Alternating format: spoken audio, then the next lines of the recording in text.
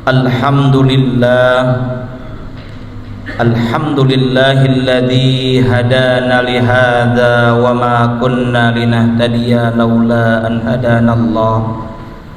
Asyhadu an la ilaha illallah wahdahu la syarikalah wa asyhadu anna sayyidana Muhammadan abduhu wa rasuluh la nabiyya ba'dah. Allahumma salli wa sallim wa barik ala sayyidina Muhammad wa ala alihi wa sahbihi ajma'in.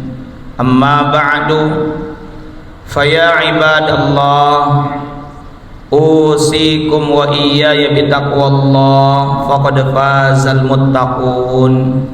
Wa'alamu anna Allah ta'ala yaqulu fil Qur'anil Karim wa huwa asdaqul qailin. A'udzu billahi samii'il 'aliim minasy syaithaanir rajiim. Bismillahirrahmanirrahim. Ya ayyuhalladzina amanu taqullaha wa qulu qawlan sadida yuslih lakum a'malakum wa yaghfir lakum dhunubakum wa may yuti'illaha wa rasulahu faqad faza fawzan 'azima. Shadaqallahul 'azim wal ma'na Allahu a'lam bi muradih. Ma'asyiral muslimin wa zumratal mu'minin, jamaah sidang Jumat di Masjid Al-Ikhlas yang mudah-mudahan senantiasa ada dalam rahmat dan ridha Allah Ta'ala. Teriring doa semoga hadirin sekalian dalam keadaan sehat walafiat. Mengawali khutbah Jumat pada kesempatan Jumat terakhir di bulan Safar 1447 Hijriah, tepatnya adalah hari ini 28 Safar 1447 Hijriah, khatib berwasiat kepada hadirin dan tentunya kepada pribadi khatib sendiri untuk senantiasa meningkatkan kualitas ketakwaan yang didasari dengan keimanan yang sebenar-benarnya dengan cara imtithalu awamirillah wajtinabu nawahih, menjalankan segala perintah Allah dan menjauhi segala larangannya. Ma'asyiral muslimin wa zumratal mu'minin rahimakumullah, di antara bentuk ketakwaan kita kepada Allah Ta'ala sekaligus implementasi pengaplikasian keimanan kita kepada Allah Ta'ala, di mana kita mesti bisa mengendalikan nafsu, mesti mengendalikan apa yang ada di dalam diri kita. Sebab kerusakan, kejahatan dan keburukan yang kita alami itu di antara faktor besarnya disebabkan karena kita memperturutkan hawa nafsu. Belakangan ini ada beberapa kasus, entah itu kasus kekerasan, kasus kejahatan, kasus korupsi dan sejenisnya, itu diantaranya ketika seorang manusia memperturutkan hawa nafsu, padahal dia misalnya telah memiliki kelebihan dan kecukupan rezeki, namun ketika memperturutkan hawa nafsu, korupsilah ia lakukan. Ketika ada ketidaksukaan yang dilampiaskan ke dalam dendam, itulah di antara perwujudan memperturutkan hawa nafsu. Ketika nafsu tidak dikelola, syahwat tidak dikendalikan, maka syahwat itu kemudian liar, terjadilah perbuatan zina, wal'iyadu billahi min dzalik. Syahwat daripada nafsu yang kita terjemahkan sebagai sebuah keinginan sudah barang tentu ada dalam setiap diri kita. Syahwat misalnya itu tidak bisa dibunuh atau dimatikan, tapi bisa kita kendalikan dengan ikatan. Dengan ikatan apa? Bi'aqdin sahihin, dengan akad yang legal.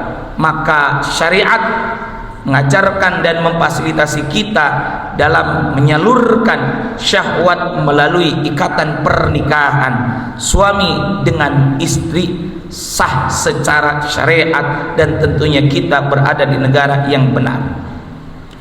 Ketika seseorang memiliki kelebihan rezeki yang mestinya ia keluarkan untuk sedekah, berbagi kepada sesama dan bermanfaat, itu adalah bagian dari hal yang positif. Namun ketika ia pelit mengeluarkannya, bakhil kemudian muncul dalam dirinya, maka inilah bagian dari kejahatan hawa nafsu. Ma'asyiral muslimin wa zumratal mu'minin rahimakumullah. Di dalam Al-Quran setidaknya nafs itu terbagi pada 3 kecenderungan. Pertama adalah nafsul ammarah. Inilah yang menjadi fokus pembahasan kita pada kesempatan khutbah yang singkat ini, bahwa di dalam Al-Quran surah Yusuf ayat 53, di situ termaktub innan nafsa la ammaratum bisu'i illa ma rahima rabbi. Sadaqallahul azim wal ma'na Allahu a'lam bimuradi. Di dalam tafsir Ibnu Katsir, ini adalah petikan ucapan daripada istri Al-Aziz, atau kita kenal dengan nama Zulaikha. Dia mengakui bahwa sesungguhnya nafs, kecenderungan nafsu itu la ammaratum bisu. Kita sudah sering mendengar kata ammarah, itu dari bahasa Arab, dari kata amr, artinya perintah. Di mana kecenderungan nafs itu jika tidak dibimbing oleh Allah Ta'ala, kecenderungannya la ammaratum bisu, senantiasa menekan, memerintah, mengintervensi. Bisu'i, kita kenal istilah su'udzon, buruk sangka. Maka kecenderungan nafsu adalah memerintah, mengintervensi kepada keburukan. Illa ma rahima rabbi, kecuali nafs, kecuali jiwa yang dirahmati, yang dijaga oleh Tuhanku, yakni oleh Allah Ta'ala. Kalau dalam tafsir Jalalain, di dalam tafsir Ar-Razi, bahwa yang mengatakan adalah Nabi Yusuf. Kedua hal ini tidak jadi masalah. Yang paling penting poinnya untuk kita, ini adalah sebuah pelajaran. Ketahuilah bahwa nafs jika tidak dibimbing oleh Allah Ta'ala, kecenderungannya adalah mengarah kepada keburukan. Ketika seorang punya harta, kelebihan harta, jika tidak dibimbing dengan rahmat, dengan hidayah, dan dengan ilmu serta iman, maka kecenderungannya ia melakukan poya-poya atau mubadzir. Ketika ia memiliki amanah kekuasaan, jabatan, jika tidak dibarengi dengan ilmu, iman, dan hidayah dari Allah Ta'ala, maka kemungkinan besar korupsi atau kejoliman atau tidak amanah, tidak adil dalam pelaksanaan penunaian amanah kewajiban sebagai pejabat tersebut. Yang kedua ada namanya nafsul lawamah.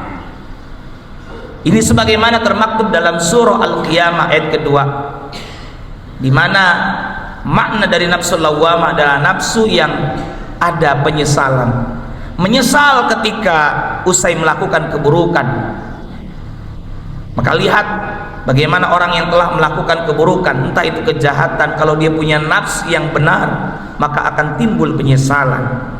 Nafsul lawamah juga bisa berarti penyesalan karena melakukan kebaikan yang sedikit. Coba saya tadi bersedekah begitu banyak, coba kalau tadi saya melakukan kebaikan yang banyak dan totalitas, maka itu juga adanya penyesalan. Sedangkan yang terakhir, di ayat-ayat terakhir surah Al-Fajr, ada yang disebut dengan nafsul mutmainnah, nafsu yang tenang, nafsu yang tentram. Inilah nafsu yang sejati. Maka dari itu hadirin rahimakumullah, beberapa hari yang lalu kita memperingati kemerdekaan Republik Indonesia, mengenang perjuangan para syuhada. Kalau para pahlawan kita dahulu berjuang melawan para penjajah, maka hari ini kita berjihad, bermujahadah, bersungguh-sungguh memerangi hawa nafsu kita. Ma'asyiral muslimin wa zumratal mu'minin rahimakumullah. tentang jahatnya nafsu kita, mari kita lihat dalam Al-Quran surah An-Nas dan surah Al-Falaq. Di surah An-Nas yang jumlah ayatnya adalah 6, sebanyak 3 kali kita berlindung kepada Allah. Qul a'udzu birabbin nas, katakanlah aku berlindung kepada Rabbnya manusia. Kita menyebut nama Allah. Malikin nas, kemudian kita juga memuji kembali nama Allah. Malikin nas, rajanya manusia. Ilahin nas, Tuhan atau sesembahannya manusia.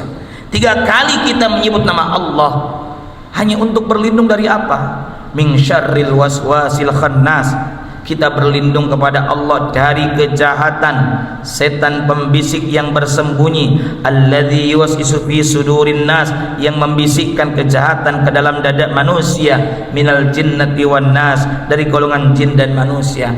Artinya di An-Nas 3 kali kita berlindung kepada Allah hanya untuk berlindung dari satu, yakni kejahatan dalam diri kita, yakni kejahatan nafsu. Adapun surah Al-Falaq kita hanya menyebut 1 kali di ayat pertama kepada Allah, kita berlindung. Qul a'udzu birabbil falaq, katakanlah aku berlindung kepada Allah, Tuhan yang menguasai waktu fajar atau subuh. Berlindung dari apa? Min syarri ma khalaq, dari kejahatan makhluk yang Allah ciptakan, berarti di luar diri kita. Wa min syarri ghasiqin idza waqab, berlindung dari kejahatan keburukan gelap malam apabila gelap gulita, itu pun di luar diri kita. Wa min syarrin nafatsati bil 'uqad, berlindung dari kejahatan perempuan, para penyihir yang meniup pada buhul-buhulnya, di luar diri kita. Wa min syarri hasidin idz hasad, juga berlindung dari kejahatan orang-orang yang hasad. Kita berlindung dari 4 hal yang itu ada di luar diri kita dengan cukup sekali menyebut nama Allah. Tapi ketika kita berlindung dari satu kejahatan dalam diri kita, yakni nafsu kita, kita berlindung dengan menyebut 3 kali nama Allah. Maka dari itu hadirin rahimakumullah, marilah kita gunakan kesempatan hari Jumat ini untuk menata diri, memperbaiki diri kita dengan cara mengendalikan diri, mengendalikan nafsu. Sebab kata Nabi, Al-Qayyis, orang yang cerdas, mandana nafsahu, adalah orang yang mampu menundukkan nafsunya, mengendalikan dirinya, wa amila lima ba'dal maut, dan dia beramal untuk kehidupan setelah mati. Semoga Allah Ta'ala senantiasa membimbing kita, senantiasa berada di jalan yang Allah ridhai. Amin ya Allah ya Rabbal Alamin.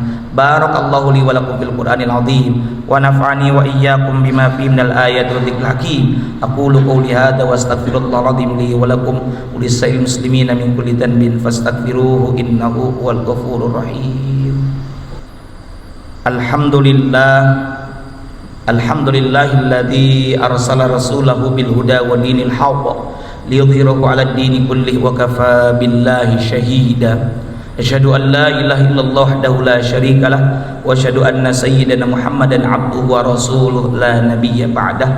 Allahumma shalli wa sallim wa barik ala sayyidina Muhammad wa ala alihi wa sahbihi ajma'in. Amma ba'du, faya ayyuhal hadiruna rahimakumullah, usikum wa iyaya bitaqwallah faqad fazal muttaqun.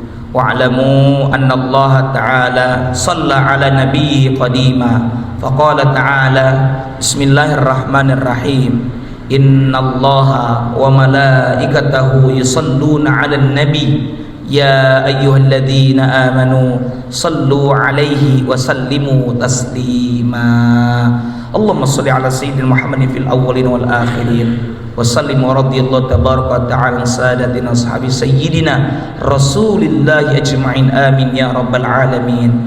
Allahumma ighfir lil mu'minin wal mu'minat wal muslimin wal muslimat al ahya'i minhum wal amwat innaka sami'un qaribun mujibud da'awat wa ya qadiyal hajat. Allahumma asli ahwalal muslimina fi Palestin, Allahumma ansur ikhwanana al-mujahidina fi Gaza, Allahumma asli ahwalal muslimina fi buladina hadhi Indonesia wa fi buladil muslimina 'amah innaka ala kulli syai'in qadir. Rabbana atina fid dunya hasanah wa fil akhirati hasanah wa qina adzabannar. Ibadallah, innallaha ya'muru bil 'adli wal ihsan wa ita'i dzil qurba wa yanha 'anil fahsya'i wal munkari wal baghi ya'idzukum la'allakum tadhakkarun. Fadhkurullaha yadhkurukum washkuruhu 'ala ni'amihi yazidkum wa la dzikrullahi akbar wallahu ya'lamu ma tasna'un. Aqimis shalah.